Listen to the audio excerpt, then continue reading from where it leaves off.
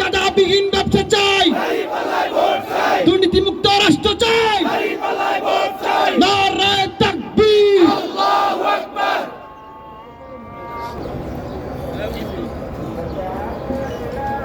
আজানটা শেষ হয়ে যাক, এখন আজান হচ্ছে।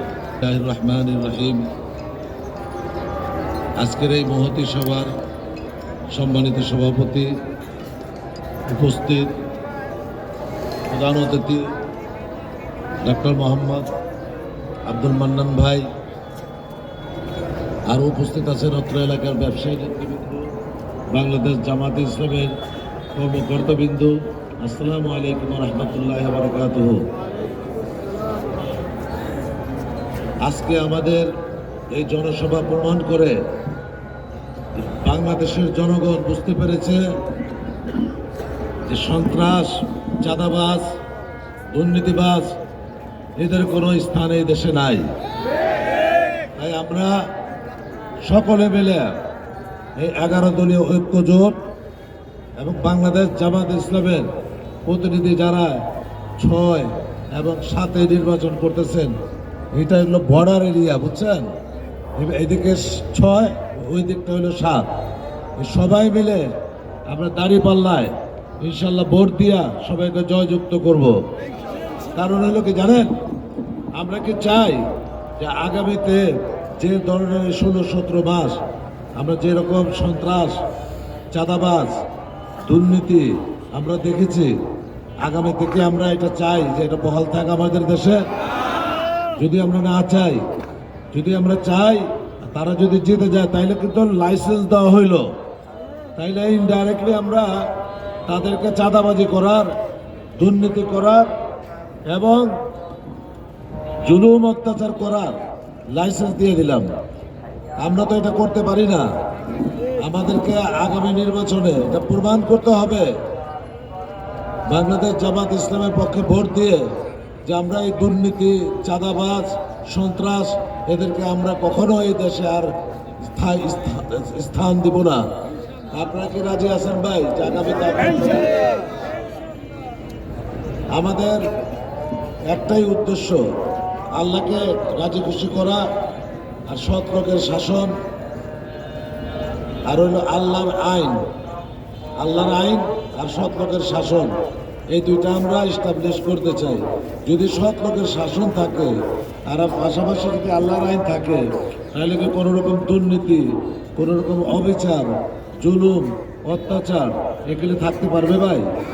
আমাদেরকে স্থায়ীভাবে যদি আমরা দেশটাকে গড়তে চাই, দেশটাকে যদি আমরা ধারণ করতে চাই, তাহলে আমাদেরকে আল্লাহর আইন এবং সৎপথের ব্যবস্থা করতে হবে। আর সেই জন্য জামাত ইসলাম হইল আমাদের জন্য একমাত্র মাধ্যম। জামাত ইসলামকে এখন আর এককভাবে কোনো দল বলা যাবে না, সমস্ত ইসলামী দল এবং আরো অন্য দল মিলে এখন আমরা 11 দলীয় ঐক্য জোট হয়েছি। কাজে আমরা সকলে মিলে জামাত ইসলামের পক্ষে, দাঁড়িপাল্লার পক্ষে আমরা ভোট দিব ইনশাল্লাহ। আমরা চিন্তা করছি যে আমরা সকলে মিলে, এটা কেমন হয় আপনারা বলেন, একটা আমার প্রস্তাব, আমরা যদি সেহরি খেয়ে ফজর নামাজ পড়ে ভোট কেন্দ্রে ভোট দিতে যাই আর ইফতারি করে ফলাফল নিয়ে আসি, তাহলে ব্যাপারটা কেমন হয়? ইনশাল্লাহ আমরা এরকম কিছু করতে চাই। অনেকে বলে তাহাজ্জুদ পড়ে যাবে নাকি? নামাজ পড়ে না, তাহাজ্জুদের খবর, হ্যাঁ, নামাজের নামে খবর নাই, তাহাজ্জুদের খবর নিয়ে আসে। আর আজকাল দেখবেন যে টুপির দাম বাড়ায় ফেলছে, সবার টুপি, যে না সেই টুপি লাগায় আপনার ক্যাম্পিং করে। কিছুদিন আগে বলতে শুনছি যে ইসলাম রাষ্ট্রধর্ম বা আমাদের যে গঠনতন্ত্র, ইসলামের কোনো কিছু নাই, শরিয়ার বিষয়টা আমাদের নাই। তা আমাদের শরিয়া আইন বলে নাই, আমরা শরিয়া আইন মানি না। যারা ভাবে যাদের গঠনতন্ত্র আছে তারা করুক, এটা বলছে না ভাই? সবাই তো শুনছেন। এখন আবার বড় বড় টুপি বিন্দা দেখা যাবে সারাদিন খালি মাঠে ময়দানে নামাজ পড়ে, আবার একা পড়ে 20-30 জন চতুর্দিকে ঘেরাও দেওয়া থাকে।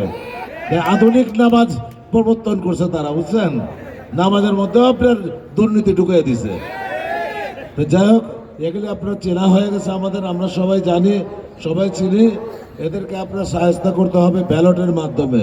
সেটা হলো আগামী 12 তারিখ 12ই ফেব্রুয়ারি ইনশাল্লাহ আমরা ব্যালটের মাধ্যমে তাদেরকে উপযুক্ত জবাব দেব ইনশাল্লাহ, বুঝছেন?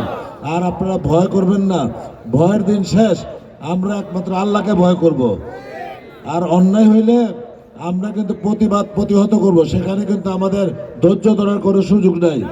অনেকে আমরা ভুল ব্যাখ্যা করি যে না ভাই আমরা সহ্য করি। জুলুমকে সহ্য করা যাবে না। জুলুমকে সহ্য করাটা হইলে আরেকটা জুলুম করা। তাই সকলে প্রতিবাদ মুখর থাকবেন এবং ইনশাল্লাহ আমরা সকলে মিলে 12 তারিখে এই চিত্র পাল্টায় যাবে ইনশাল্লাহ। এই চাঁদাবাজ, সন্ত্রাস, দুর্নীতিবাজ এরা হাজার হাজার কোটি টাকা আপনি এই চাঁদাবাজি করে কামায়। এইখান থেকে আপনি এই বাদামতলির থেকে প্রত্যেক দিন ট্রাক প্রতি 6,000 টাকা করে নেয়। আগে ছিল এটা 3,000 টাকা। আমি সব খবর নিয়েছি। গত সপ্তাহে আসছিলাম ক্যাম্পিং করতে, আমার অনেক বন্ধু বান্ধব এখানে আছে, তারা ব্যবসা বাণিজ্য করে। আমি তাদেরকে জিজ্ঞাসা করছি অবস্থা কিরে ভাই, কয় ভাই কোয়েন না, ওখানে তো রেট বাইরে গেছে, 6,000 টাকা লাগে। আগে কত আছে রে, কয় 3,000। আমি কি শালা উচিত শিক্ষা দিবি 12 তারিখে। ইনশাল্লাহ আমরা সবাই ঐক্যবদ্ধ এখন এই আল্লাহর রহমতে। আমি বিশ্বাস করেন চকবাজার থেকে আমি হাইটে আসছি আরমানিটোলা, এরপর হাঁটতে হাঁটতে ইসলামপুর আইছি।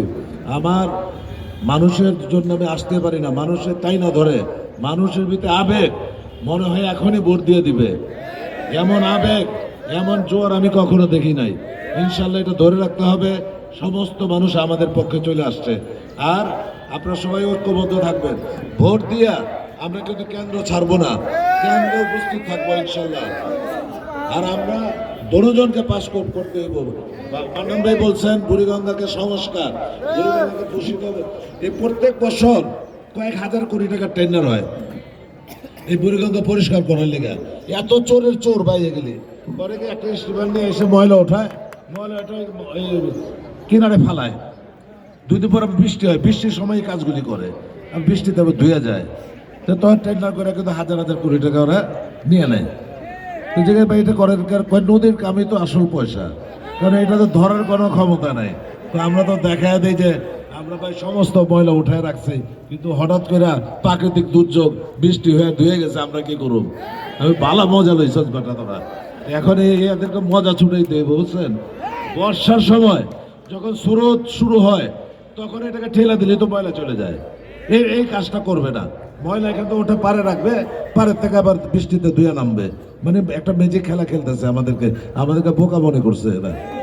এই যে এদের সাথে প্রশাসন জড়িত, প্রশাসনে কত দুর্নীতিবাজ আছে, এরা মিলঝিল করে বাগাবাগি করে খায়। বিশেষ করে বুড়িগঙ্গা নদীটার দৈন্যদশা এরা, এই বিআইডব্লিউটি আছে, এরা আপনার সঠিকভাবে কাজ করে না। শুধু মাঝে মাঝে যেগুলি ভাঙা দরকার সেগুলি ভাঙে না, বৈধ জায়গা ভাঙে, বুঝলেন? আপনি বলবেন না আপনার বাড়িকে ভেঙে দিব, এটা নদীর জায়গা।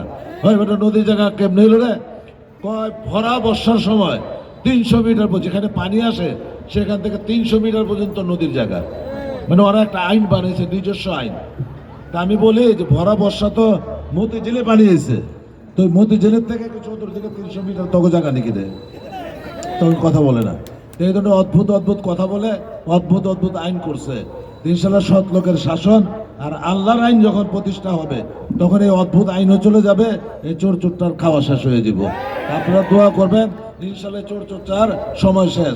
আমি তাদেরকে অনুরোধ করব, এখনো সময় আছে, তোমরা তওবা করো, তওবা কইরা সঠিক রাস্তায় চলে আসো। ইনশাল্লাহ আমরা তোমাদেরকে আবার সুযোগ দিব। আর প্রশাসনে আমি অনুরোধ করব, আপনাদের ব্যাপারে মানুষের অনেক দুঃখ আছে, অনেক ক্ষোভ আছে। আপনাদেরকে প্রশাসনে জনগণ, বাংলার জনগণ বিশ্বাস করে না। কারণ হইল ইতিপূর্বে 5ই আগস্টের আগে আপনারা অনেক জুলুম করছেন, অনেক মানুষ খুন করছেন, অনেক মানুষ গুম করছেন, অনেক রায়না ঘরে দিয়ে রাখছেন। এই ক্ষোভটা মানুষ কখনো ভুলবে না।